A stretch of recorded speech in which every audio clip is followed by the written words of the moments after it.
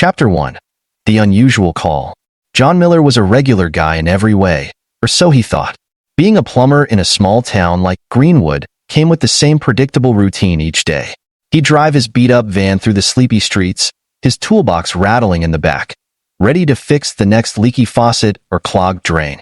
His work was honest, though not exactly thrilling, and if there was one thing he liked about it, it was that every so often something strange would break the monotony. Still, nothing could have prepared him for the call that came through that gray October morning. It was early, just after sunrise, when his phone buzzed on the counter. Wiping the coffee from his lips, John grabbed the phone and answered. "Hello, this is John, Plumbing Services. How can I help?" There was a long pause on the other end of the line. He thought for a moment the connection had been lost, but then he heard the softest voice, almost melodic in its tone, reply, "Is this John the plumber?" "Yes, ma'am," John said, a bit more alert now. The voice was unusual, foreign in a way he couldn't quite place.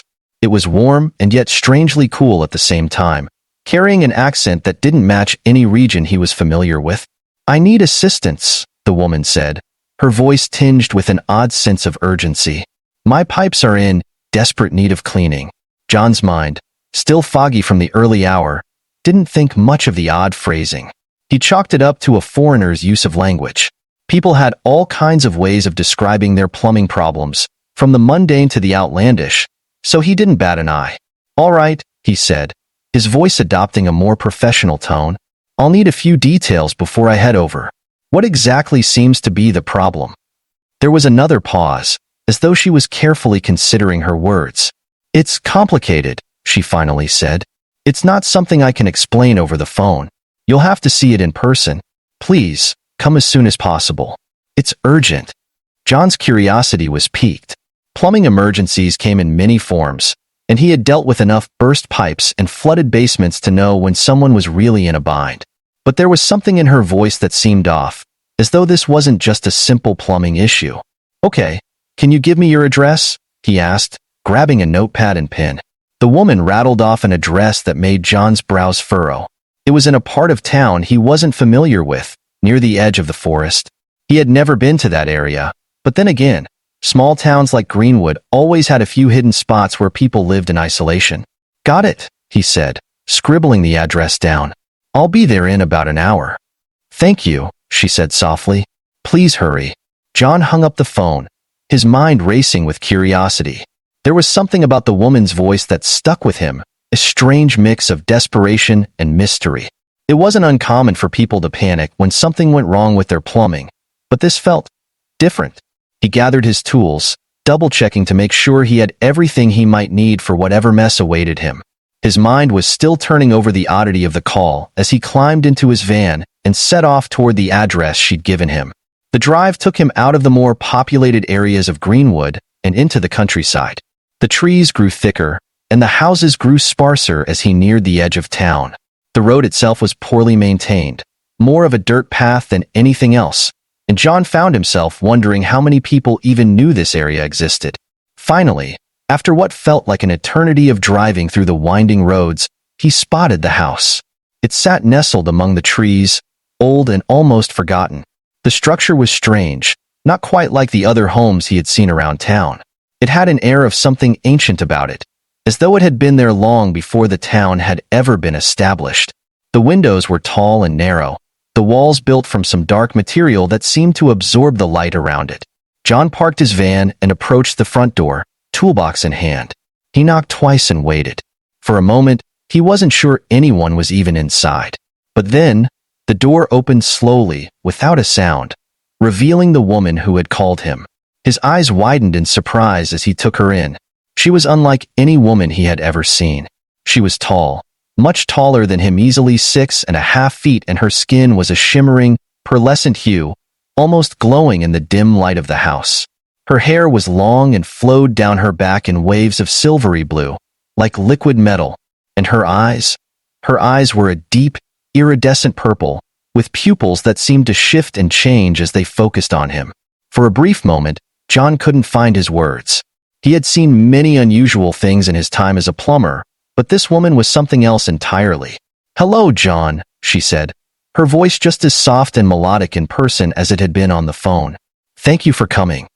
John cleared his throat, forcing himself to focus. No problem. I'm here to, help with your plumbing, right?" The woman nodded, her gaze never leaving his. "Yes, my pipes need cleaning. They've become very backed up." John felt a strange shiver run down his spine. There was something in her tone, something suggestive that he couldn't quite place. Was she flirting with him? Or was this just some weird cultural difference? "Right," he said, trying to keep his voice steady. "Let's take a look then." She stepped aside, gesturing for him to enter the house. As he crossed the threshold, he couldn't help but notice the subtle scent that filled the air. It was sweet, almost intoxicating, like a mix of flowers and something he couldn't quite place. The interior of the house was just as strange as the exterior. The walls were lined with strange, alien-looking symbols, and the furniture looked as though it had been pulled from another world entirely. John set his toolbox down and glanced around. "Where's the issue?" he asked, trying to keep things professional despite the growing tension in the air. The woman walked ahead of him, leading him deeper into the house. "It's in the back," she said over her shoulder, her hips swaying with each step. John followed, his mind racing with questions. Who was this woman? Where had she come from? And why did he get the feeling that this job was about to get a lot more complicated than he had anticipated? Chapter 2. A different kind of problem. John followed the tall, striking woman through her eerie house, each step echoing lightly off the dark walls. The air inside was thick with that same sweet scent, clinging to his senses, making it hard to think clearly. He hadn't asked the obvious question yet: who she was, where she was from, or why her home seemed so alien. His instincts told him this was no ordinary call, and there was something about the woman that made his skin prickle with an inexplicable tension. As they reached the back of the house, John's mind raced with questions, but the part of him that relied on routine kicked in. No matter how strange the job, the work itself was always straightforward. Pipes, clogs, leaks. But this? The atmosphere inside this place suggested otherwise. The woman stopped in front of a door and turned to face him. Her iridescent purple eyes seemed to glow in the low light as she gestured for him to enter. "In here," she said softly, her voice vibrating through the air with a strange allure. John nodded and pushed open the door, stepping into what he expected to be a bathroom or utility room. Instead, he found himself in a chamber unlike any he had ever seen. The room was dimly lit by strange, softly glowing orbs that floated near the ceiling. The walls were lined with what looked like a series of interconnected tubes, organic-looking, pulsing softly, as if they were alive. The tubes wound around the walls and floor, converging at a central unit that vaguely resembled a plumbing system, but was clearly not of human design. The entire setup looked more like something out of a sci-fi movie than a home improvement job. John blinked in confusion. Is this your plumbing system?" The woman stepped into the room behind him, her presence filling the space with that intoxicating scent. "Yes," she replied, her voice a soft purr. "These are my pipes. They are very delicate and, as you can see, they are in need of attention." John crouched down to inspect the tubes, his professional instincts kicking in despite the strangeness of the situation. The material of the pipes wasn't metal or plastic, more like a flexible, translucent membrane. He could see some kind of fluid coursing through them, slow and sluggish, as if it had thickened. "Looks like they're backed up," he said, mostly to himself. "Whatever's flowing through here is moving too slow. If you don't mind me asking, what kind of system is this? I've never seen anything like it." The woman moved closer, her body almost brushing against his as she leaned in to observe his work. Her scent became stronger, filling his lungs and clouding his thoughts. "It's unique to my people," she said softly. "Our biology requires special attention during certain times of the year. You see, I'm in what you would call my mating season, and the flow of certain fluids becomes disrupted if not properly maintained." John's brain stalled for a moment as the implications of her words sank in. He straightened up, looking at her in surprise. "Wait, are you saying this dash," he gestured to the strange, pulsing tubes, "is connected to your biology?" She nodded slowly, her eyes never leaving his. "Yes, it is a part of me, and right now, it is in desperate need of relief. I cannot function properly until it is cleared." She took a step closer, her body now inches from his. That's why I called you. John's heart pounded in his chest. He had dealt with all sorts of plumbing emergencies in his career, but this was beyond anything he had ever encountered. The implications were clear.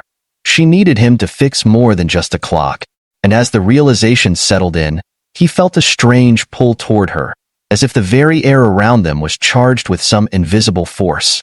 He cleared his throat, trying to focus on the task at hand. Okay. So, I guess I need to figure out how to clear this blockage. Do you have any tools or dash? She placed a hand on his arm, her touch cool and firm. No tools are required, she said softly. Your presence alone is enough. The pipes respond to touch, to warmth, to intention. John swallowed hard, feeling the weight of her words. You're saying, you want me to do this manually? She smiled, a slow, sensual curve of her lips. Yes, John. You must help me clean my pipes. John felt his face grow hot, his body reacting to the strange, intoxicating energy that filled the room. He had no idea how to proceed, but something in her eyes, something primal told him that this was not just about fixing a system. It was about her survival, her biology demanding release. I don't really know how to do this, John admitted, his voice shaky. I mean, I'm just a plumber. I've never dealt with this kind of situation. She moved even closer, her hand sliding down his arm. You are more than you realize, John, she whispered, and you are exactly what I need. His mind was spinning, but he couldn't deny the pull he felt toward her. The rational part of his brain was screaming that this was crazy, that he should leave immediately, but his body was responding to her in a way he couldn't control. It was as if the very air around them was charged with some kind of pheromone that clouded his judgment, making it impossible to think clearly. I'll do what I can, he said finally, his voice barely above a whisper. The woman's smile widened, and she guided him toward the central unit of the system. Good, she purred. Now, let's begin. John reached out hesitantly, his fingers brushing against the strange, organic tubes. The moment he made contact, he felt a pulse of warmth travel through the system, as if the pipes themselves were alive and responding to his touch. The fluid inside them began to move faster, as if encouraged by his presence. Keep going, she whispered, her voice thick with anticipation. You're doing well. John's heart raced as he continued to work, his hands moving along the tubes, pressing and massaging them in an attempt to dislodge the blockage. The fluid inside began to flow more freely, and with each movement, he felt the tension in the room grow thicker. The woman let out a soft moan, her body trembling as she watched him. Yes, just like that, she whispered. You're almost there. John's mind was a whirlwind of confusion and arousal. He didn't know what was happening, but he couldn't stop. The tubes pulsed under his hands, growing warmer with each passing second, and the woman's breathing became more labored as the flow increased. Suddenly, there was a sharp intake of breath, and the tubes surged with fluid, clearing the blockage in a rush. The woman gasped, her body trembling as the system released its built-up pressure. For a moment, the room was silent, save for the soft hum of the now clear pipes. John stepped back, his hands shaking, his mind reeling from the intensity of what had just happened. The woman smiled at him, her eyes glowing with satisfaction. Thank you, John, she said softly. You've done more than you know. John blinked, trying to process what had just occurred. I'm glad I could help, he stammered, still in shock. She stepped closer, her hand resting on his chest. You've more than helped, she whispered. You've saved me. But there is still more to do, if you're willing. John's heart pounded in his chest as her words sank in. He had no idea what he had gotten himself into, but one thing was clear. This job was far from over. Chapter 3. A Deeper Connection. John stood in the pulsating room, still trying to wrap his head around what had just happened. His heart beat loudly in his chest, the air thick with tension and that intoxicating scent the alien woman seemed to exude. Every inch of his skin tingled with an odd mixture of anxiety and excitement, and though he didn't want to admit it, there was an undeniable pull toward her. The woman took a step closer, her glowing purple eyes studying him with an intensity that made him swallow hard. Her presence was magnetic, impossible to ignore. She was tall, imposing, but at the same time, There was a softness about her that made John feel like he was being drawn into something he couldn't fully comprehend. "You've cleared the first blockage," she said, her voice low and sultry. "But there's more. My system isn't completely relieved." John blinked, his brain still struggling to process what that even meant. The room, with its strange, organic pipes and the subtle vibrations that seemed to fill the space, made it feel like he had stepped into an entirely different world. And in many ways he had. This woman, this creature, was something beyond anything he had ever encountered. She wasn't human, not even close. And yet, the way she looked at him, the way she spoke, it was all too familiar. What do you mean there's more?" John asked, his voice shaky as he tried to focus on the task at hand. The woman smiled, her lips curling in a way that sent a shiver down his spine. "My body is still responding to the mating cycle. The pipes, they are part of me. They are an extension of my biological processes. Until the cycle is fully completed, I need someone to help clear the remaining blockages." John stared at her, his mouth dry. The implications of what she was saying were becoming more and more apparent, and his mind raced to keep up. "You're saying this is all connected to your body?" "Yes," she said simply, her eyes never leaving his. "My people, during our mating season, experience a buildup of fluids and energy. It needs to be released, or else we become overwhelmed." John's heart pounded as he realized what she was asking of him. This wasn't just a plumbing job. It was something much more intimate, much more personal. And while every rational part of his brain was telling him to leave, to walk out the door and forget about this, there was another part of him that couldn't. The connection between them, the strange energy in the air, was too strong to ignore. "I don't know if I'm the right person for this," he said, taking a small step back, though the pull of her presence kept him rooted in place. The woman tilted her head slightly, her expression softening. "You are the only one who can help me, John. Your touch is what the system responds to. Without you, I won't be able to complete the cycle." John took a deep breath, his mind swirling with doubt. But the way she looked at him, the pleading in her eyes, made it impossible for him to refuse. He didn't fully understand what was happening, but he couldn't deny the connection between them. He had already cleared part of the system, and it seemed like the only way forward was to continue. "All right," he said, his voice quiet. "I'll try."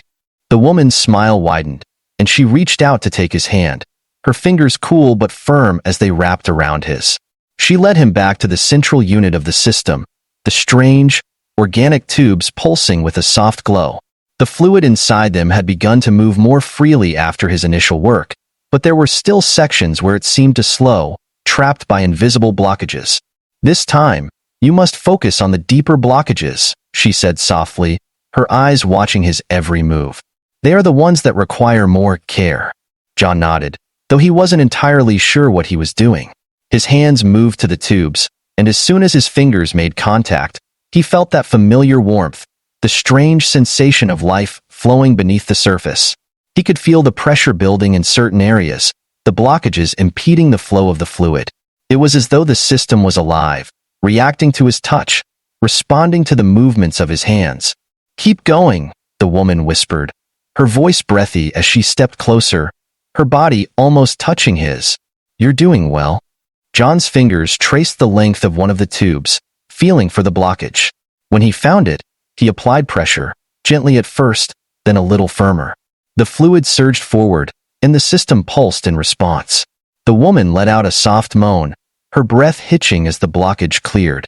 "Yes, just like that," she murmured, her eyes half closed as she watched him work. "You're helping me. You're saving me." John's heart raced as he continued to move his hands along the tubes, feeling the system respond to his touch. The fluid was flowing faster now, the pressure building as he cleared each blockage. And with every release, the woman's body reacted, her breathing becoming more ragged, her hands gripping the edge of the central unit as she leaned into him. He could feel the intensity growing, not just in the system, but between them. The air was thick with it, the tension almost unbearable. The way she looked at him, the way she moved, it was all so overwhelming. And despite the strangeness of the situation, John found himself drawn to her in a way that defied logic. "There's one more," she whispered, her voice barely audible. "The deepest one. It's the hardest to clear." John's hands moved to the final section of the system, where the fluid was barely moving, trapped by an intense blockage. His fingers pressed against the tube, feeling the resistance, the pressure building beneath the surface. He took a deep breath and applied more pressure, his hands moving slowly but firmly. The woman gasped, her body trembling as the blockage began to give way.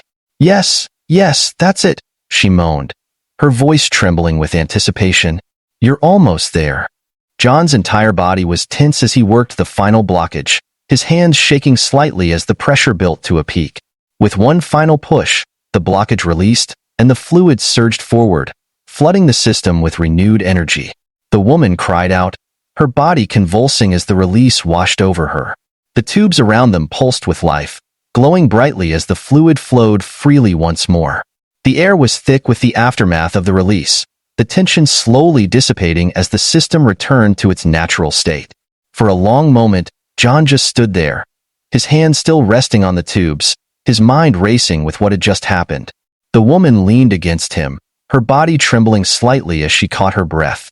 Her eyes were closed, and a soft, satisfied smile played on her lips. You've done it, she whispered, her voice barely audible. You've saved me. John blinked, his heart still pounding in his chest. I'm glad I could help, he stammered, still in shock from the intensity of the experience. The woman slowly opened her eyes, her gaze soft and appreciative as she looked up at him. You've done more than help, she said softly, her hand reaching out to brush against his cheek. You've completed the cycle. My body is whole again. John swallowed hard, unsure of what to say. He had never experienced anything like this before, never even imagined that such a thing was possible. And yet, here he was, standing in the middle of a room with an alien woman, having just fixed her system in the most intimate way imaginable. What happens now? He asked, his voice barely above a whisper. The woman smiled, her eyes glowing softly in the dim light. Now, we rest, she said gently. The system will stabilize, and I will be able to function normally again. Thanks to you. John nodded, though he wasn't entirely sure what that meant for him. He had come here to fix a plumbing issue, and somehow, he had become part of something much larger, something he still didn't fully understand. But as he looked into her glowing eyes, he realized that he didn't regret it. Not one bit. Chapter 4. A Choice to Make. The silence in the room was thick, only broken by the faint hum of the glowing tubes and the quiet, steady breathing of the alien woman beside him. John stood still, his mind caught somewhere between awe and disbelief. What had started as a routine plumbing job had turned into something beyond his wildest imagination. And now, as he looked at the woman who had guided him through this surreal experience, he found himself questioning everything he thought he knew. She smiled at him, her iridescent eyes shimmering softly in the dim light of the room. You've done more than you realize, John, she said, her voice still carrying that otherworldly melody. Because of you, I've been saved. John nodded slowly, still not entirely sure what that meant. I'm glad I could help, he said, his voice uncertain. But what exactly happens now? Is it over? The woman's smile deepened, and she took a step closer, her presence once again filling the space between them. Yes, the cycle is complete, but there are consequences, as with all things. Our connection is not just temporary. John's heart skipped a beat. He wasn't sure what she meant by consequences, but the weight of her words made his stomach tighten. Consequences? He asked, his voice edged with hesitation. What kind of consequences? The woman's gaze softened, and she reached out to take his hand, her touch cool but comforting. In my culture, when someone helps complete a mating cycle, a bond is formed. It is not easily broken. We are connected now, John, in a way that transcends the physical. John stared at her, his mind reeling. A bond? He had come here to fix her pipes, not to bond with her. And yet, standing there, feeling the strange energy still pulsing faintly through the room, he couldn't deny the connection between them. He had felt it from the moment he touched those strange, living tubes, the pull, the magnetism that had drawn him into her world. And now, it seemed, he was part of it. So, what does that mean? He asked, unsure of where this conversation was heading. The woman's eyes held his, and for the first time, he saw a hint of vulnerability in her expression. It means that you have a choice, John. You can return to your life, to the world you knew before you stepped into my home. The bond will remain, but it will fade in time. You will be free to go back to your normal existence, and I will continue with mine." John's heart pounded in his chest as her words sunk in. He could leave. He could walk away from this entire experience and go back to his life, back to fixing toilets and leaky faucets in Greenwood. It was the logical choice, the safe choice. And yet, "But there's another option, isn't there?" he asked, his voice quieter now. The woman nodded, her gaze steady. "Yes, you could stay. The bond between us would grow, and you would become a part of my world, just as I have become a part of yours. My people would welcome you, and you would learn things beyond your wildest dreams." John's stomach tightened. The idea of staying, of leaving behind everything he knew to become part of this strange, alien world was both terrifying and exhilarating. His entire life had been ordinary, predictable. This was something else, something bigger. But it also meant leaving behind the life he knew, the town he had called home, and the simplicity of his everyday existence. He looked at the woman, her shimmering skin glowing softly in the dim light, her eyes watching him with a mixture of hope and understanding. There was no pressure in her gaze, no demand. She was offering him a choice, and it was up to him to decide. "I don't know if I'm ready for that," John said finally, his voice quiet. "I mean, this whole thing is... I never expected any of this." The woman smiled gently. "I know, and I do not expect you to make this decision lightly. But know that whatever choice you make, I will respect it. You've already given me more than you realize." John felt a lump form in his throat. He had never imagined himself as the kind of person to be caught up in something so extraordinary. But standing here, in this strange room with this alien woman who seemed so much more than human, he realized that maybe his life had been too small, too ordinary. Maybe this was the opportunity he had been waiting for, even if he hadn't known it. "But if I stay," he asked, his voice trembling slightly, "what happens to me? Will I change?" The woman's eyes softened. "You will still be you, John, but you will learn. You will grow. My people are not like yours. We have abilities, knowledge that transcends what you know. If you stay, you will become a part of that. And the bond between us will grow stronger, until it becomes unbreakable." John's heart pounded in his chest as he considered her words. The idea of becoming part of something bigger, something beyond his understanding, was terrifying. But at the same time, it was thrilling. This was a chance to experience something completely new, something that most people could only dream of. And deep down, he knew that if he walked away, he would always wonder what could have been. I don't know," he admitted, his voice shaky. "This is a lot to take in." The woman nodded, her gaze gentle. "Take your time, John. The decision is yours to make. But know that whatever you choose, I am grateful for what you've done." John felt the weight of her words settle over him, and for a long moment, he stood in silence, his mind racing with the possibilities. He could go back to his life, return to the mundane world he had known for so long.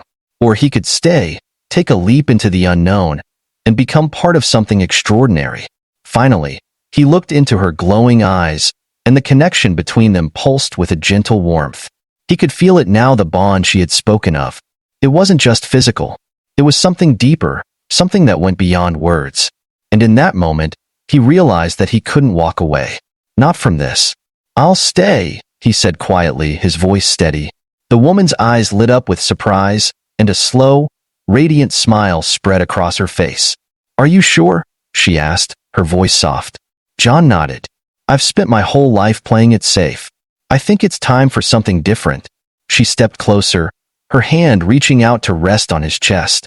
"Then welcome, John," she whispered. "You are now part of my world, and together, we will discover more than you ever imagined." John felt a surge of energy, a warmth that spread through his body as the bond between them solidified. He didn't know what the future held, but for the first time in his life, he felt like he was exactly where he was meant to be. And as the alien woman led him deeper into her world, John couldn't help but feel that this was just the beginning of something extraordinary.